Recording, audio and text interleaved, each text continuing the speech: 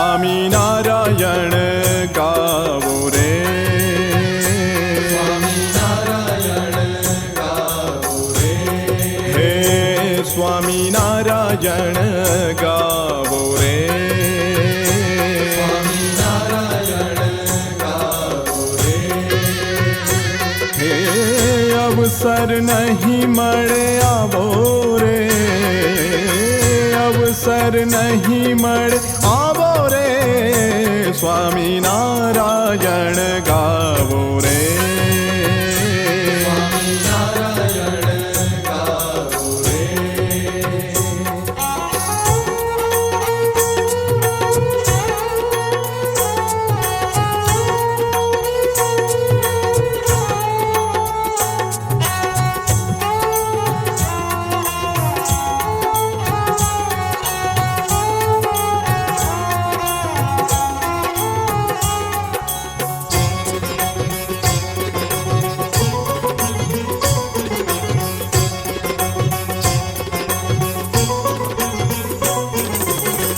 અમૃત કેરા મૂળ યુખેડી. સ્વામિનારાયણ ભગવાન મહાન, એના સંતો કોઈ ઉતરતા નથી.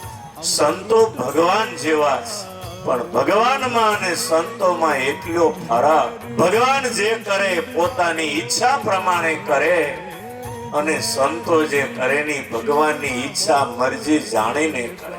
અહીંયા સ્વયં શ્રી હરિ બિરાજે છે, અહીંયા સ્વયં આચાર્ય મહારાજ શ્રી બિરાજે છે, અહીંયા સ્વયં સંતો પણ બિરાજી રહ્યા છે. આપણે જેમના જ મુખે હમણાં કથાનું શ્રવણ કર્યું, ગ્રંથ પણ અહીંયા બિરાજમાન છે, કથાનું શ્રવણ કર્યું. અહીંયા હરિભક્તો પણ બિરાજે છે. અહીંયા આપણે પાદરાનું સુંદર મજાનું મંદિર પણ છે, અને મંદિરમાં દેવ પણ બિરાજે છે. એટલે સત્સંગના 6 અંગ એની જો કોઈ જગ્યાએ પ્રતીતિ હોય તો એ પાદરા સત્સંગ સમાજ દ્વારા આયોજિત આ સભામાં અત્યારે આપણને આપણા સત્સંગની 6 અંગ એના દર્શન થઈ રહ્યા છે. જે વડતાલનો ઉત્સવ આવનાર છે એમાં અમારા બધાનો ભાવ એવો છે કે આખો દક્ષિણ દેશ, છેક દ્વારકાથી આરંભીને કલકત્તા અને નીચેનો આખો દક્ષિણ પ્રદેશ, એમાં મુંબઈ, સુરત આદિ મોટા મોટા મહાનગરો અને ખાસ કરીને સમગ્ર દક્ષિણ દેશમાં વસતા મૂળ સંપ્રદાયના જે ભક્તો, એ બધા જો એક મના થઈ એક રુચિ પ્રમાણે પોતાની શક્તિ, સામર્થ્ય, ધનનો સદુપયોગ કરે તો નિશ્ચય આ વિશ્વના પટ પર મૂળ શ્રી સ્વામિનારાયણ સંપ્રદાયનો જય જયકાર થાય. આ બીજી મહાસભા અહીંયા પાદરા ગામને આંગણે જ્યારે થઈ છે ત્યારે આપણે બધાએ એવો નિયમ લેવાનો છે કે કોઈ પણ પરિવારમાંથી કે કોઈ પણ ઘરમાંથી ભાઈ ભાઈ નાના છોકરાઓ કોઈ પણ આ સેવાનો લાભ આપણે ચૂકીએ નહીં. સર્વોપરી દેવ આપણને મળ્યા છે, સર્વોપરી આચાર્ય મહારાજ મળ્યા છે, સર્વોપરી આ સંતો મળ્યા છે, સર્વોપરી આપણી પાસે ગ્રંથો છે, મંદિરો છે, બધું સર્વોપરી છે. છતાં પણ ઘણીવાર આપણે આપણા સ્વભાવને કારણે દુઃખી થતા હોઈએ છીએ, અને સત્સંગનું જેવું સુખ મેળવવું જોઈએ એવું મળતું નથી. વડતાલની અંદર જ્યારે મહારાજ બિરાજમાન થયા અને 200 વર્ષ જ્યારે એને થઈ રહ્યા હોય ત્યારે આપણે સૌ કોઈએ, હવે બહુ ઓછો સમય છે એની અંદર આપણે બધાએ જોડાવાનું છે.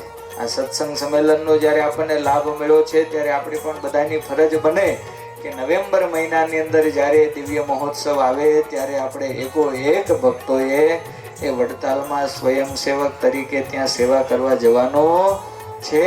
બધું જ આપણે કરવા જઈએ તો થતું નથી, પરંતુ ઈશ્વર નિર્મિત પ્રક્રિયાની અંદર સહભાગી બનીએ તો એક વાત યાદ રાખજો, આ દુનિયામાં કોઈના માટે કોઈ કામ અસંભવ નથી. નિત્યાનંદ સ્વામીને શ્રીજી મહારાજે પૂછ્યું કે સ્વામી, તમને આ રસ કેવો લાગ્યો? તો કે મહારાજ, આ બ્રહ્માંડમાં આ મૂર્તિ સહજાનંદ સ્વામીની ક્યારેય પહેલા આવી નથી. આ મૂર્તિનો જેને રસ ચખાઈ ગયો એને બીજા રસ ચાખવાના ના રે. શાકોત્સવ અદ્વિતીય અત્યારે આ સંપ્રદાયમાં ચાલી રહ્યા છે. આ શાકોત્સવની લીલા જે વખાણે, જે યાદ કરે એને ભગવાનની મૂર્તિ યાદ આવે છે. કે સટંગી સંપ્રદાય સ્વામિનારાયણ ભગવાનનો છે, અને 6 અંગ આજે આપણને આ સત્સંગની અંદર, આ સભાની અંદર આપણને દર્શન થઈ રહ્યા છે. એટલા માટે આપણે ભાગ્યશાળી છીએ. આજે પણ સતત એકધારી આપણા સંપ્રદાયમાં કથાઓ થાય છે. એને લઈને આ દુનિયાના તમામ સંપ્રદાયો કરતા આપણા સંપ્રદાયની જે ઉજળાશ, જે સુવાસ કહેવાય, ભજન ભક્તિ કહેવાય, એ આગળ છે એનું કારણ છે કથા વાર્તા. જ્યારે બાળકના મનમાં, બાળકના દિલમાં જ્યારે ભગવાન વસે છે ને, ત્યારે એને સપનું આવે છે, ત્યારે એને ધ્યેય પ્રાપ્ત થાય છે કે મારે સંત બનવું છે, કે મારે સાધુ બનવું છે.